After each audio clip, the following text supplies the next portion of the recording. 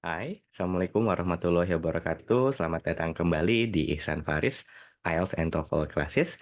Hari ini kita akan melanjutkan pembahasan tentang Duolingo English Test, khususnya bagian speaking. Langsung saja, untuk Duolingo English Test ini nanti akan ada beberapa sub skills ya yang diujikan. Dan di sub skills itu, di antara listening, reading, dan speaking, itu akan ada beberapa jenis soal. Kita sudah membahas read aloud dan speak about the photo di video sebelumnya, dan kali ini kita akan membahas dua jenis tes lagi, yaitu read and speak and listen dan speak. Sebenarnya bisa dilihat ya, dua tes ini mirip-mirip karena ujungnya dan speak semua. Ujung-ujungnya kita diminta bicara. Tapi yang berbeda adalah promptnya. Yang pertama itu kita akan mendapatkan soal dari bacaan, sementara yang kedua itu akan mendapatkan soal dari mendengarkan ya teman-teman. Mungkin kita bahas dulu sedikit strateginya di sini. Jadi ketika kita mengerjakan eh, read and speak dan listen and speak, itu nanti akan ada pertanyaan kurang lebih seperti ini. Dan di Duolingo, karena tesnya itu adaptif ya, ada levelingnya, itu nanti akan dibedakan antara level 1, level 2, dan level 3. Jadi kalau kita itu kemampuan bahasa Inggrisnya dinilai bagus di soal-soal awal, nanti mungkin yang akan keluar itu level 2 atau bahkan langsung level 3. Tapi kalau misalkan di soal-soal awal kemampuan kita itu dinilai masih beginner atau low intermediate, itu yang akan keluar level 1. Level 1, 2, dan 3 bedanya adalah di seberapa familiar topiknya untuk kita dan seberapa konkret ya topiknya itu untuk kita. Semakin levelnya semakin rendah, semakin dekat dan juga konkret, semakin levelnya level tinggi, dia itu semakin tentang orang lain, tentang di luar diri kita atau semakin abstrak. Nah, cara menjawab soal ini adalah eh, kita harus punya jawaban singkat untuk masing-masing soal. Dan sayangnya di sini tidak seperti IELTS ya, itu kita tidak bisa mencatat. Jadi harus ada mental image ya tentang jawaban kita itu mau apa aja. Jadi misalkan kita coba kerjakan yang level 1, misalkan talk about hobby or activity that you enjoy doing. Nah, what is it-nya itu katakanlah kita bilang reading. How long have you been doing it? Kita katakanlah 10 years misalkan ya. Who do you do it with? Katakanlah with friends misalkan ya. Why is it important to you? Katakanlah give insights misalkan ya. Nah, kita coba balik lagi ke atas dan tambahkan poin yang lebih detail. Misalkan reading books, especially novels. How long have you been doing it? 10 years since I was in junior high school katakanlah. Who do you do it with? Misalkan friends from the book clubs misalkan.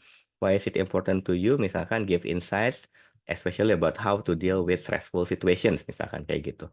Nah, kalau misalkan kita udah punya rincian untuk setiap jawaban, bukan hanya satu jawaban aja, nanti ngomong itu akan lancar. Misalkan saya bilang, misalkan what is it ya?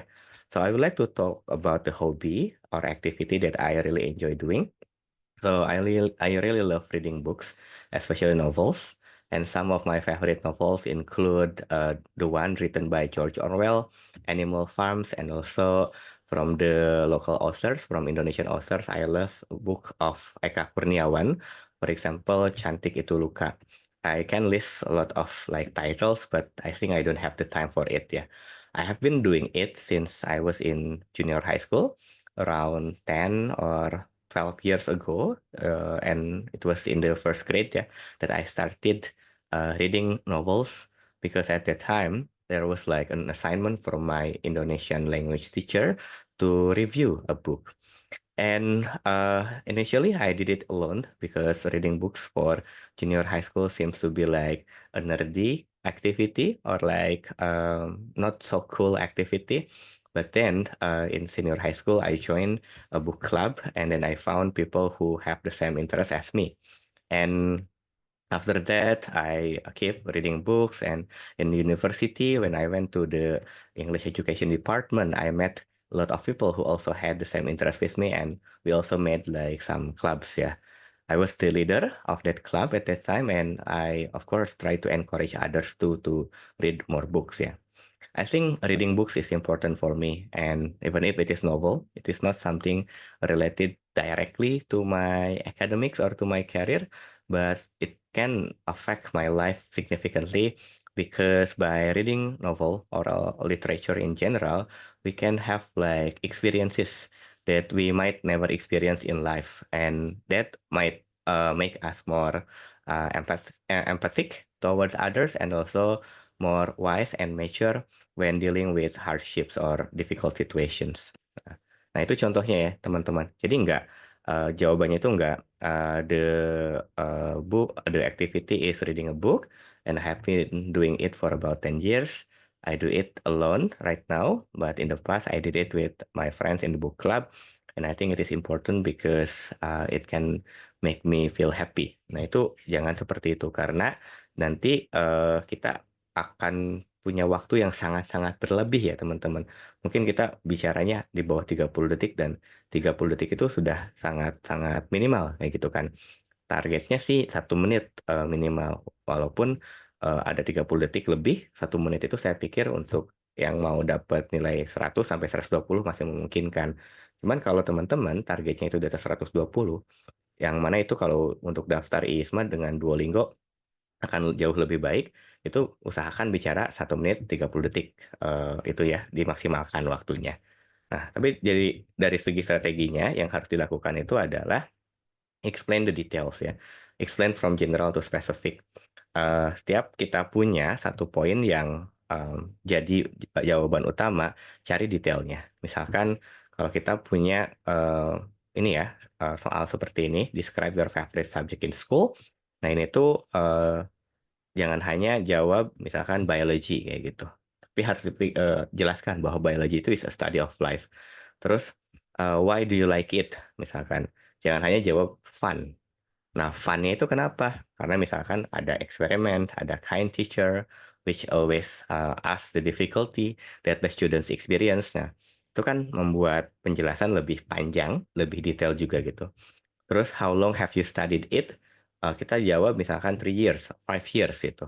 Nah, kasih detail dari 3 years sama 5 years itu sejak kapan khususnya momennya dan juga sekarang kita sedang jadi mahasiswa kah ataukah jadi profesional kah gitu kan sampai misalkan kegiatan itu berlanjut atau kegiatan itu berhenti.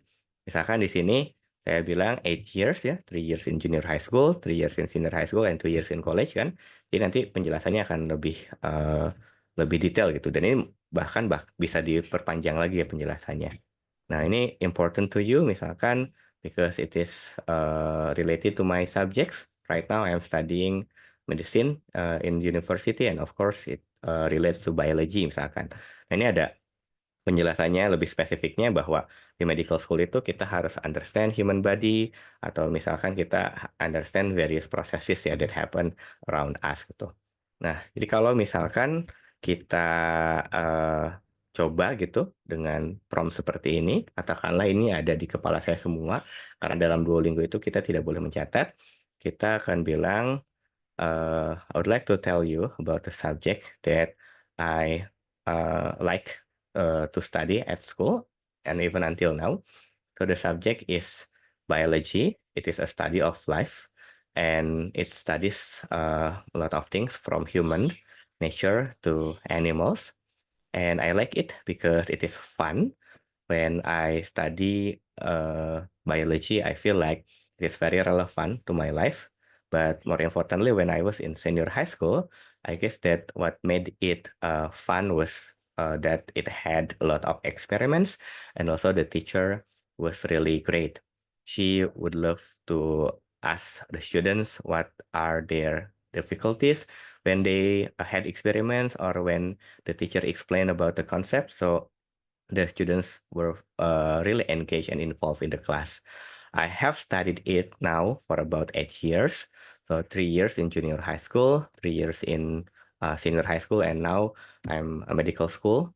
So I'm studying biology for about 2 years. And of course, it is very important and essential for my study as a medical student studying medicine because it covers the theory of our body and also like various processes that happens inside.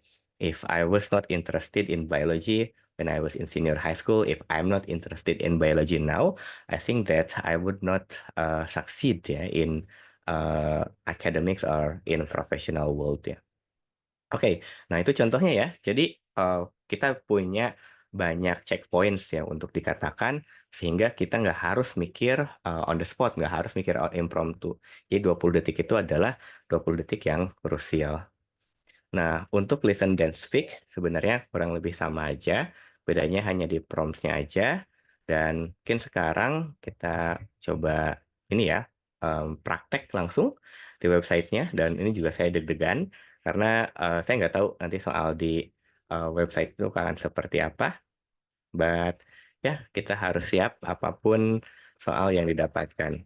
Di lain sisi, berarti kan Duolingo, IELTS, IBT, TOEFL itu juga bergantung pada keberuntungan kita ya. Kita bisa jadi sudah menyiapkan eh, jauh-jauh hari dan membahas berbagai topik, tapi ketika tes yang keluar itu topik yang belum pernah kita bahas, itu ya berarti lagi kurang beruntung, kurang doanya. Sekarang kita coba langsung praktek ya teman-teman.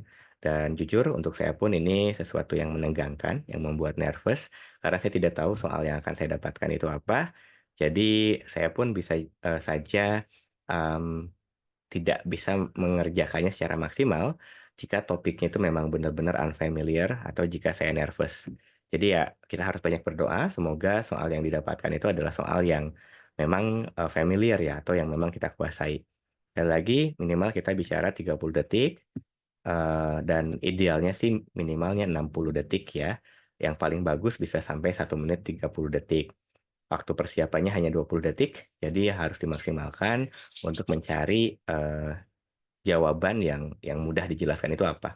Bukan jawaban yang paling benar ya, tapi jawaban yang sekiranya mudah untuk kita menjelaskannya sehingga kita nanti ngomongnya itu fluent. Sehingga kita nanti ngomongnya itu lancar.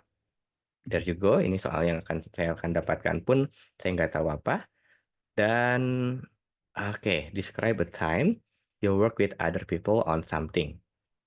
What did you collaborate on? Who did you collaborate with?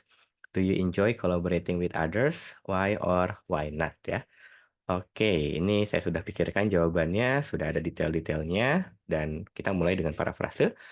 I would like to tell you about a project that I work with other people. The name of the project was Saung Baca Guru Minda. It was a mini library project for people, especially children in Cianjur.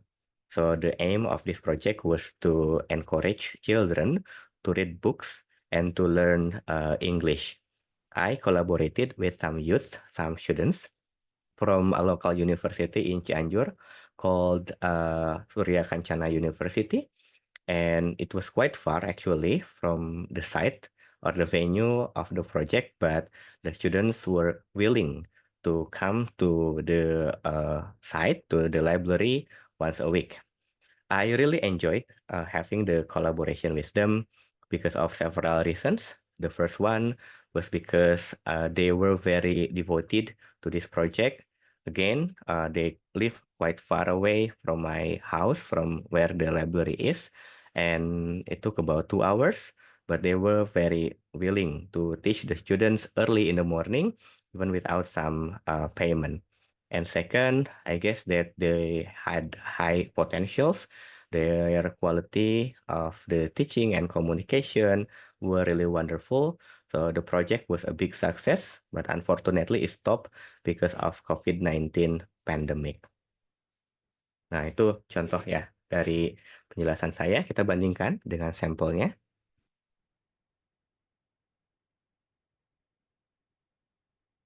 Oh, ini belum. Um, Oh, my bentar ya. f- a time that I worked with other people on something was in my freshman year of college in the introduction to cultural anthropology class.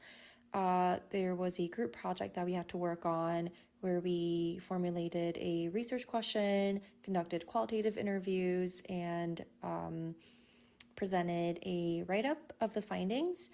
And the groups for the group project were formed in a way where like one day in class, the professor just asked students what ideas they had and had students shout out different ideas, and you would just go up to the person that you like the ideas of. And I did not like any of the ideas that were presented, so I waited until the very last idea, hoping that there would be at least one that I liked, but wasn't. So I was stuck with the idea that nobody wanted to work on because the idea was kind of controversial. And this was a student from a different major, and the group for the group project ended up to consist of people from many different majors. And I definitely did not enjoy collaborating with them, not because they were from different majors, but because nobody really liked the idea, and so nobody was really committed to the project. Oke, itu bisa didengarkan ya, penjelasannya agak kepotong di akhir, nggak masalah. Dan ini yang dinilai tentunya adalah cara menjelaskannya. Dia kan bilang nggak suka ya dengan kolaborasinya, itu nggak masalah sama sekali kan. Karena itu ya jawaban kita gitu tentang pengalaman kita sendiri atau karangan kita sendiri, mau suka atau nggak suka ya gimana kita. Jadi nggak akan ada pengurangan nilai karena jawabannya misalkan bukan sesuatu yang positif ya atau bukan sesuatu yang populer. Nah, ini jawaban saya. Frase. I would like to tell you about a project that I work with other people. The name of the project was Saung Baca Guru Minda. It was a mini library project for people, especially children, in Cianjur. So the aim of this project was to encourage children to read books and to learn English. I collaborated with some youth, some students from a local university in Cianjur called Surya Kancana University. And it was quite far actually from the site or the venue of the project, but the students were willing to come to the site, to the library once a week. I really enjoyed having the collaboration with them because of several reasons. The first one was because they were very devoted to this project. Again, they live quite far away from my house, from where the library is, and it took about 2 hours. But they were very willing to teach the students early in the morning, even without some payment. And second, I guess that they had high potentials. Their quality of the teaching and communication were really wonderful. So the project was a big success, but unfortunately it stopped because of COVID-19 pandemic.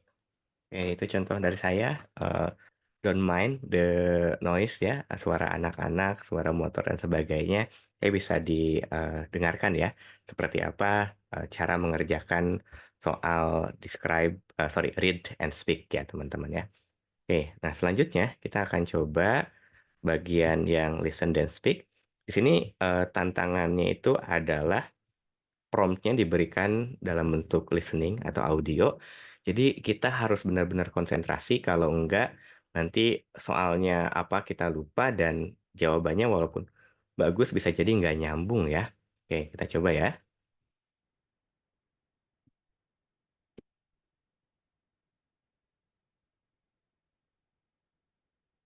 At what age do you think children should be allowed to use social media? Why? At Oke. what age do you think children should be allowed to use social media? Why? At what age do you think children should be allowed to use social media? Why? Okay, so if I were asked what age students or children especially should be permitted to use social media, I think it would be at least 13 years old because at that time, most of the students are already in the junior high school, and then they are teenagers who usually are more connected with their peers rather than their family. Under 13, I think children should not be allowed to use social media because of several reasons. The first one is the communication that is needed mostly for children under 13 who are still considered as children, not teenagers yet, are with the parents. when they connect with the social media, there is like possibility that they will have reduced quality time and communication with their family. So it is bad for their growth and development. And second, I think that children under 13 still cannot differentiate between the bad things and good things. And such things might appear on social media if we don't make some restrictions or limitation of what they can see or watch. So it will be also bad for their development because they will see something that should not be seen by children.